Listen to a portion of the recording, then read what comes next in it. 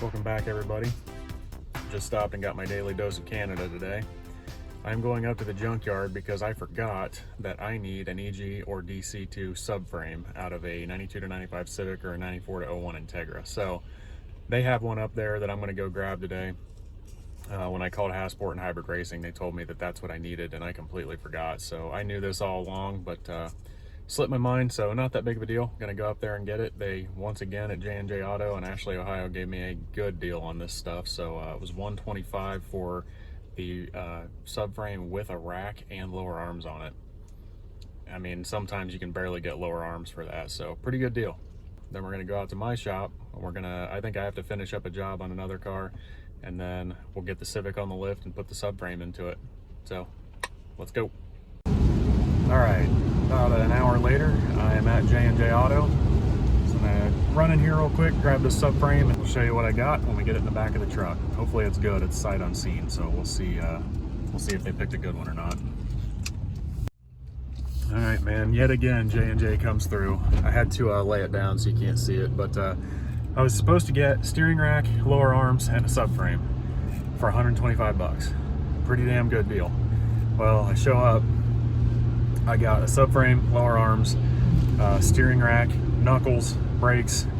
I don't know if the calipers or anything are seized out. The rotors are obviously toast, and dampers. So most of that's scrap, but still, I mean, like if you're going up there to get that for an actual car and you might need some of those parts, it's all there and you can use whatever's still good. And on top of that, he gave it all to me for 125 because just breaking a 20 is a pain, I guess. But J&J is pretty awesome. So heading to Braden's now, go work on the Evo for a little bit, and then go to Dad's and see if we can get this subframe cleaned up and in the car. Let's do it. All right, just a quick look at this before I go inside and work at Braden's. Pretty easy to tell that there's a lot of stuff here. We'll go over it a little bit better at Dad's, obviously, when we go to put it in, but this is what we're dealing with, and we got to take a bunch of stuff off of it and clean it up a little bit, but it looks pretty good. It's cold, and I want to go inside, so let me go in here and bug Braden.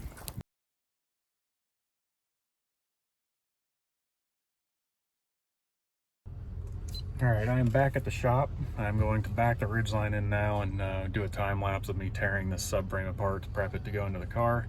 Nothing too interesting here, just got to tear off all the parts I don't need. Struts, knuckles, brakes, the leftovers of the drive shaft, stuff like that. Get it all out, and then we'll talk about how to get it in the car.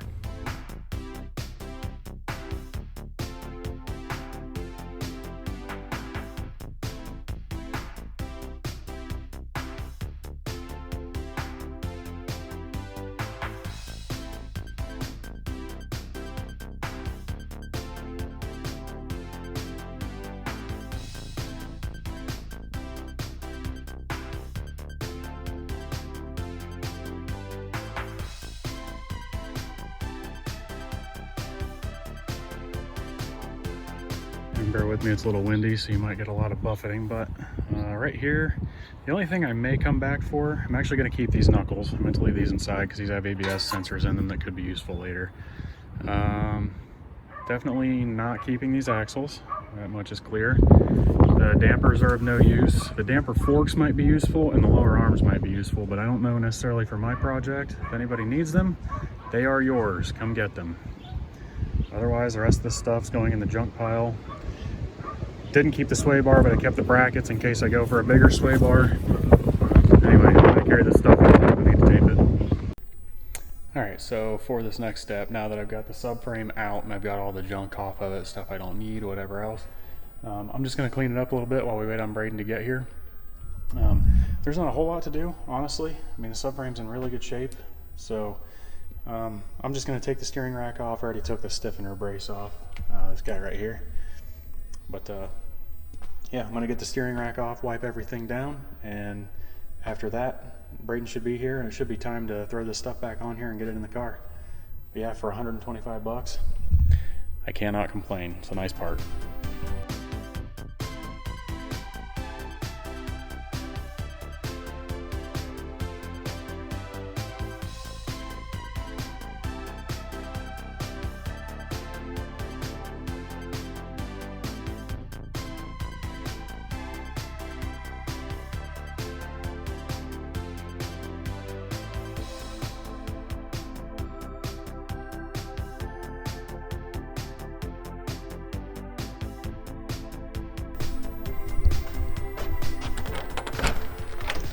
What's up? What up?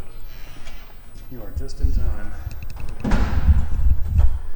I just got the subframe put back together like a second ago. I took everything off it, got it cleaned up. Damn. Yeah. That was good. Yeah, it does, doesn't it? And the surface rust, I mean. $120. Huh? $120. Dude, it came with lower arms. Oh, it's not a manual rack.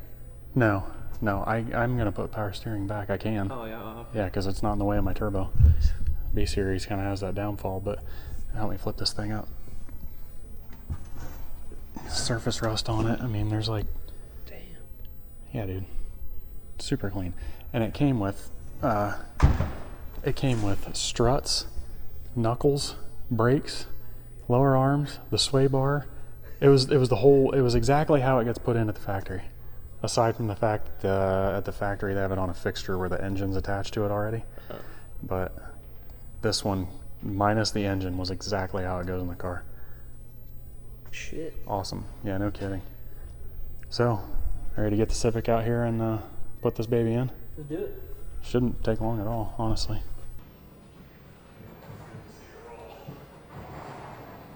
Progress.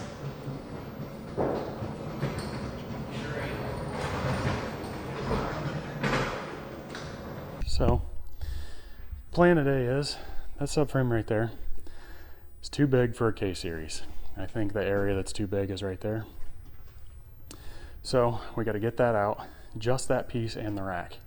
We get that out, that guy should drop right in, I hope. There might be some ins and outs, but I'm not sure of them. But it should open up some space in there and make things a little simpler. So I think today, honestly, the goal is going to be get the cable out because I'm going electronic throttle, get the ethanol sensor off, get the evap and AC drain out of there, and the axles can go. We can take the shifter out as well, that can go. And that little clutch fluid reservoir, some of you guys might be wondering about, that's actually the power steering fluid reservoir now, because I deleted the power steering and you have to let it burp. You got to keep fluid in it, so that's just a little burp tank. It's usually empty unless you whip the wheel really hard and then it fills up a little bit, but that is why there is a clutch fluid reservoir in 2 different places on this car. So, ready to take the rest of the crap out of this engine bay? Ready. All right, let's get it out of here.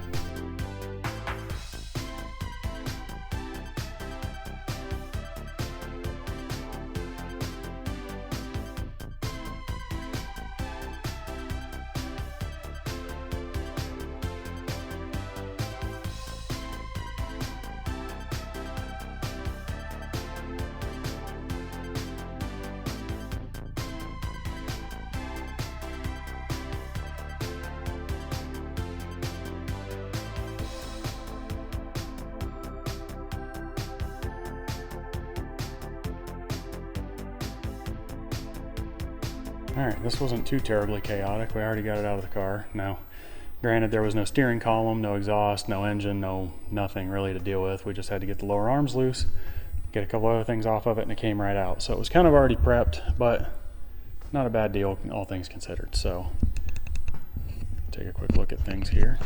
Dare to compare. This is the car with no subframe in it, which is kind of nice to see. I did a pretty good job running those fuel lines, having not taken that subframe out. It had new brake lines put into it at one point, but I may put new ones in it again just because those are a little bent up from being weaseled through there. However, it all looks really good under here. So next step is to get the other subframe in, and then we'll probably take the fuel tank out today. But you can see the difference in these subframes here. The SI one has like a top plate on it almost. It's the same subframe on the bottom for the most part. However, the SI one has this entire top plate on it, but it makes it protrude right here a lot more, and I believe that's the area where the K series has trouble fitting, where this one allows the space. So don't know. I listened to the experts on this one, and they said that you need a DC2 subframe to put this engine in the car, so that is what we are going to do. That's what we did. That's what we did. So next step, throw this one up in the car.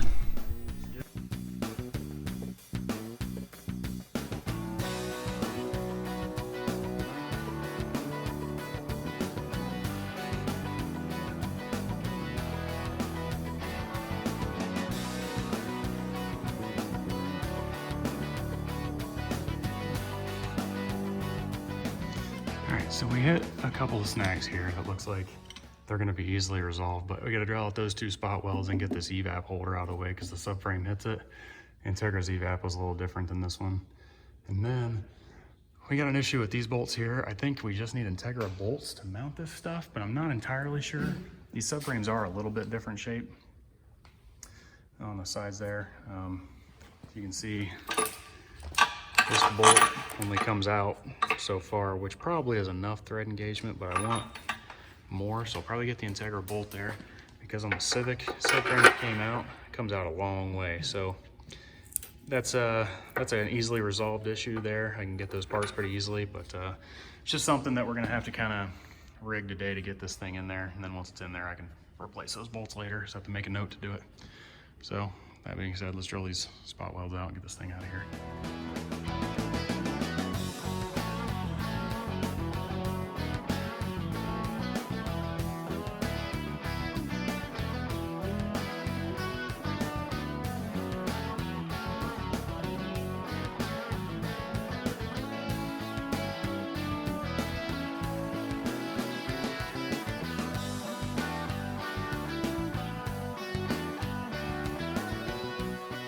So we kind of remedied the bolt dilemma we're having here, except I didn't keep track of 2 other bolts. So this next part is speculation, but these bolts right here have to be the Integra bolts. The EM1 bolts are not the same as these forward subframe bolts. Then these bolts here, I believe that we put them in the back of the subframe through this hole here. I believe these bolts are the EM bolts from here. So you take these bolts and put them in this hole for the DC2 subframe, and then you got to get the DC2 bolts for here. So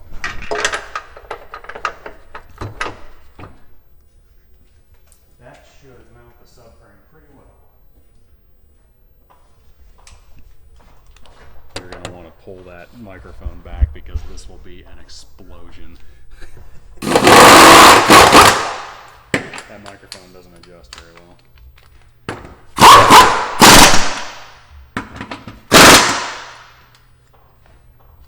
Okay. Should be 17s here.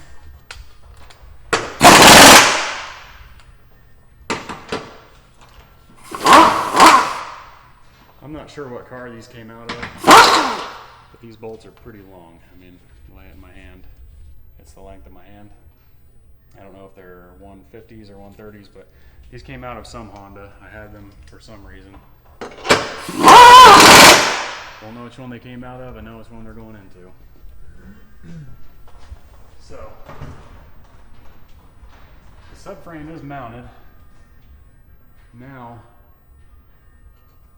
we got to get, looks like we need the 2 other bolts from this. I may have shot those a little prematurely.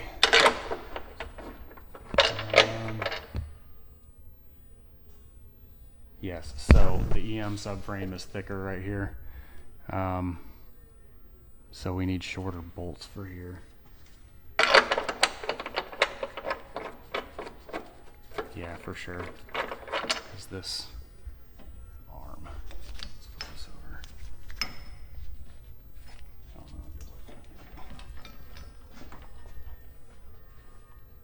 know.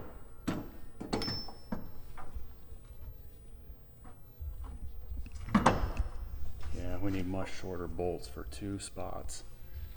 We need shorter bolts for here, here, and here. 3 spots. Watch yourself. Let's go through our bolt inventory.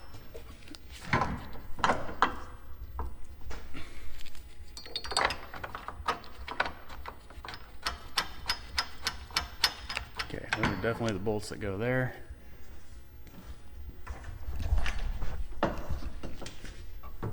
Do the same thing over here for me with that knuckle assembly. I don't have the give in this bushing that I need. We gotta take this bar loose. Is this the proper wrench for this, you ask? Why, no. But did it work? It worked.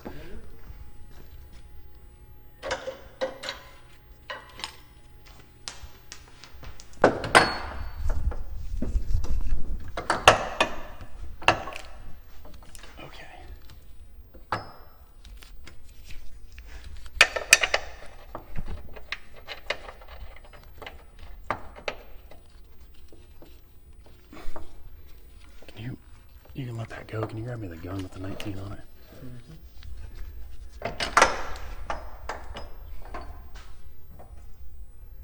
Or just the socket's fine. Yeah, just the socket, that'll work. Okay, that's enough thread engagement. Whew, alright, now.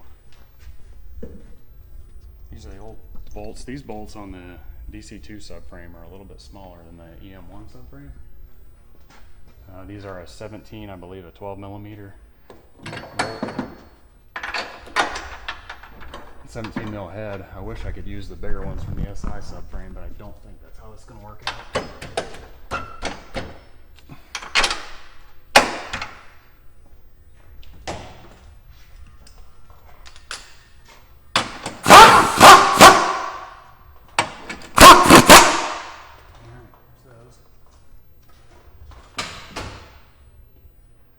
These might be what we need here.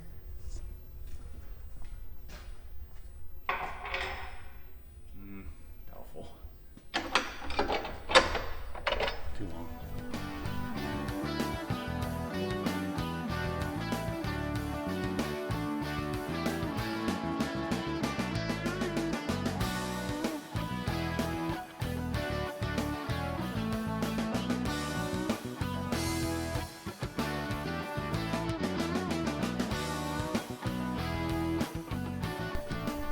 All right, we got the subframe in the car. It's super small. The other one is much larger. This is definitely smaller. I don't like the way it looks, but I don't care about the looks. I need it to function because we're putting a fairly large engine in there dimensionally. But I mean, as far as it going in, I got to order 2 bolts where we struggled earlier. I'm just going to order bolts. I'm done with fighting them, trying to find the right ones. I did find the right bolts to mount the subframe, but as far as getting it fully, there's 3 bolts in the rear bushing of the front lower arm, the compliance bushing. 2 of those bolts from the other subframe don't work, so I need to get 2 bolts from Acura to go in there.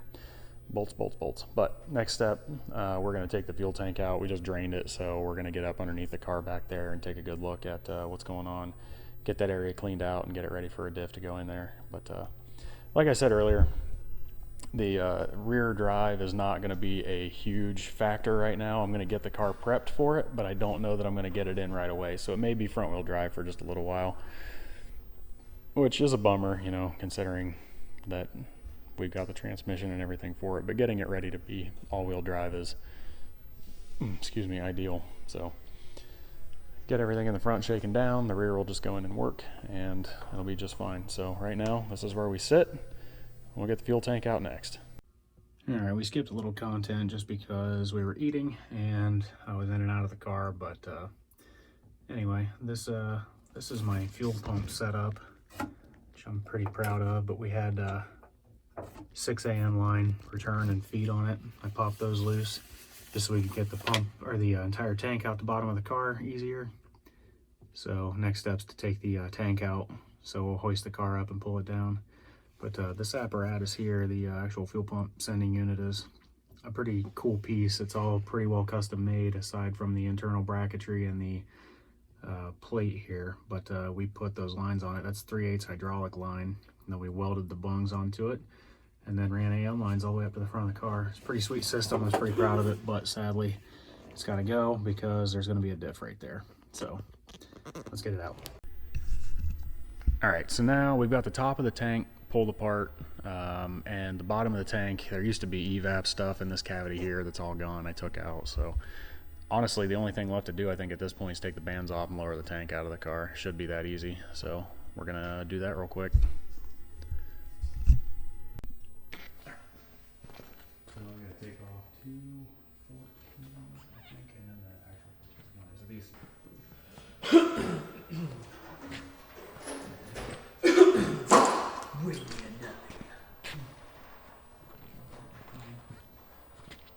Actually, we can just take these out. Shop real hard. I don't think it's that heavy.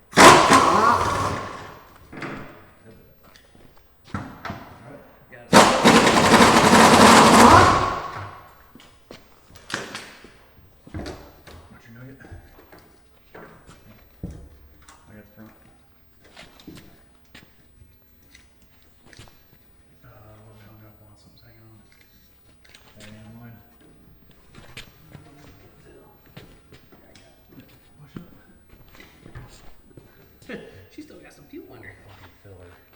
You got it? Yeah.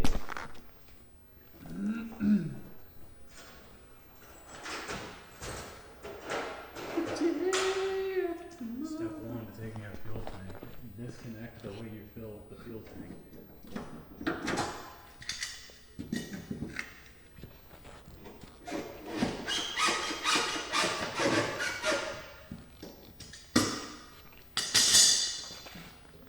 You need to keep the front down. Got it? Got it. Okay. I think this should just pull off. I don't know what time it is, so I'll start bringing it in.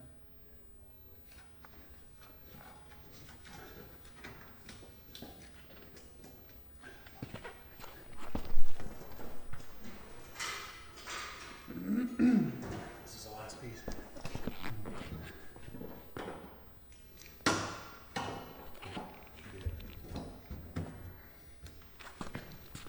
Go outside. Right. Okay, we gotta keep this end up high so we don't spill fuel. Whew, that was wild. We definitely, not we, I forgot a step. There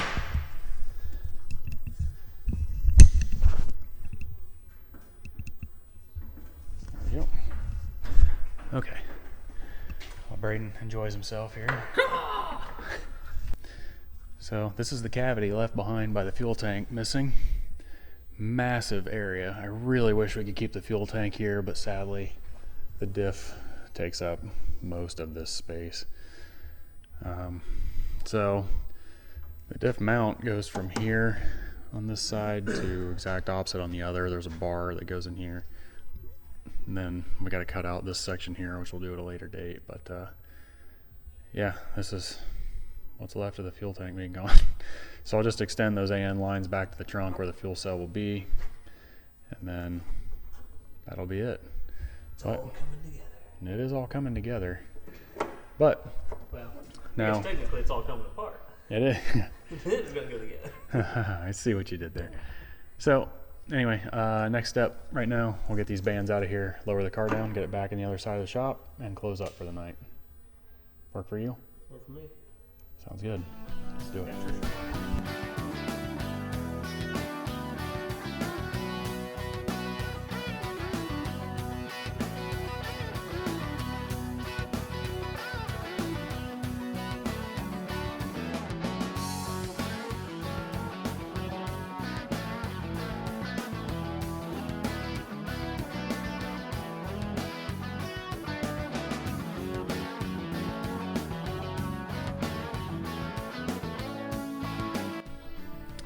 Alright, that was it for today, guys. Thanks for coming along with us. That was quite a bit more work than I thought it would be, but it wasn't too bad. Everything came out easy. We weren't struggling any losing battles. Just got to order a couple bolts and a fuel cell. So we're doing pretty good, honestly. This project's coming along really well. So next step is to get a clutch and flywheel for the engine, and then get mounts and hang it in the car.